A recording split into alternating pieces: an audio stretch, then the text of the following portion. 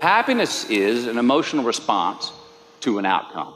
If I win, I will be happy. If I don't, I won't. It's an if-then, cause and effect, quid pro quo standard that we cannot sustain because we immediately raise it every time we attain it. You see, happiness demands a certain outcome. It is result reliant. And I say, if happiness is what you're after, then you're going to be let down frequently, and you're going to be unhappy much of your time. Joy, though, joy is a different thing. It's something else. Joy is not a choice. It's not a response to some result. It's a constant. Joy is the feeling that we have from doing what we are fashioned to do, no matter the outcome. Now, personally, as an actor, I started enjoying my work and literally being more happy when I stopped trying to make the daily labor a means to a certain end. For example, I need this film to be a box office success. I need my performance to be acknowledged. I need the respect of my peers. All those are reasonable aspirations, but the truth is, as soon as the work, the daily making of the movie, the doing of the deed became the reward in itself for me, I got more box office, more accolades and respect than I ever had before. See, joy is always in process. It's under construction. It is in constant approach, alive and well in the doing of what we're fashioned to do and enjoying it. Now, the easiest way to dissect success is through gratitude. Giving thanks for that which we do have, for what is working. Appreciating the simple things we sometimes take for granted. We give thanks for these things, and that gratitude reciprocates, creating more to be thankful for. It's really simple, and it works. Now, I'm not saying be in denial of your failures. No, we can learn from them too, but only if we look at them constructively, as a means to reveal what we are good at, what we can get better at, what we do succeed at. All right, life's a verb. We try our best, we don't always do our best. And since we are the architects of our own lives, let's study the habits, the practices, the routines that we have that lead to and feed our success, our joy, our honest pain, our laughter, our earned tears. Let's dissect that and give thanks for those things. And when we do that, guess what happens? We get better at them, and we have more to dissect. It's a get-rich-quick on the internet, richest 15 minutes of fame world that we live in, and we see it every day. But we all want to succeed, right? So the question that we got to ask ourselves is what success is to us, what success is to you. Is it more money? That's fine. I got nothing against money. Maybe it's a healthy family. Maybe it's a happy marriage. Maybe it's to help others, to be famous, to be spiritually sound, to leave the world a little bit better place than you found it. Continue to ask yourself that question.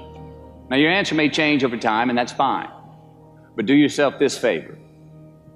Whatever your answer is, don't choose anything that will jeopardize your soul. Prioritize who you are, who you want to be, and don't spend time with anything that antagonizes your character. Don't drink the Kool-Aid, man. It tastes sweet, but you will get cavities tomorrow, all right? Life is not a popularity contest. Be brave, take the hill, but first answer that question, what's my hill? Well, for me, it's a measurement of 5 things. We got fatherhood. We got being a good husband. We got my health, mind, body, and spirit. We got career, and we got friendships. These are what's important to me in my life right now. Because I want to keep all 5 in healthy shape. And I know that if I don't take care of them, if I don't keep up maintenance on them, one of them is going to get weak, man. It's going to dip too deep into the debit section. It's going to go bankrupt. It's going to get sick, die even. So first, we have to define success for ourselves. And then we have to put in the work to maintain it. Take that daily tally. Tend our garden. Keep the things that are important to us in good shape. Defining ourselves by what we are not is the first step that leads us to really knowing who we are. You know that group of friends that you hang out with that they really might not bring out the best in you? You know, they gossip too much, or they're kind of shady. They really aren't going to be there for you in a pinch. Or how about that bar that we keep going to that we always seem to have the worst hangover from? Or that computer screen, right? That computer screen that keeps giving us an excuse not to get out of the house and engage with the world and get some real human interaction. Or how about that food that we keep eating, the stuff that tastes so good going down, it makes us feel like crap the next week, when we feel lethargic and we keep putting on weight? Well, those people, those places, those things, stop giving them your time and energy. Just don't go there. I mean, put them down. And when you do this, when you do put them down, when you quit going there, and you quit giving them your time, you inadvertently find yourself spending more time and in more places that are healthy for you, that bring you more joy. Why? Because you just eliminated the who's, the where's, the what's, and the when's that were keeping you from your identity. Like, trust me, too many options, I promise you this, too many options will make a tyrant of us all. All right, so get rid of the excess, the wasted time. Decrease your options. And if you do this, you will have accidentally, almost innocently, put in front of you what is important to you by process of elimination. Knowing who we are is hard. It's hard. So give yourself a break. Eliminate who you are not first, and you're going to find yourself where you need to be. Make voluntary obligations. I'm talking about the ones that we make with ourselves, with our God, with our own consciousness. I'm talking about the you versus you obligations. We have to have them. Now, again, these are not societal laws and expectations that we acknowledge and endow for anyone other than ourselves.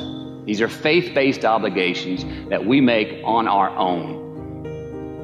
These are not the lowered insurance rates for a good driving record. You will not be fined or put in jail if you do not gratify these obligations I speak of. No one else governs these but you. They are your secrets with yourself, your own private counsel, personal protocols.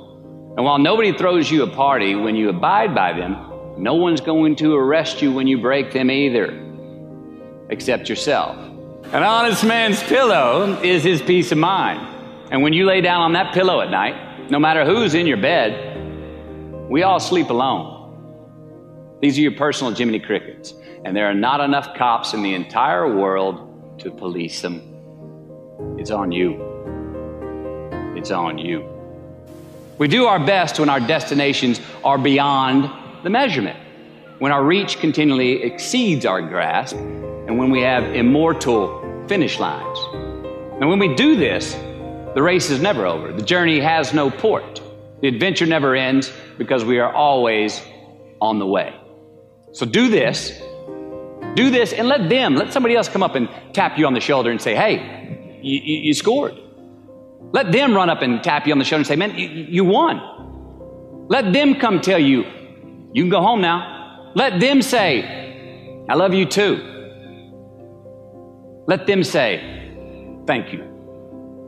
Take the lid off the man-made roofs that we put above ourselves and always play like an underdog.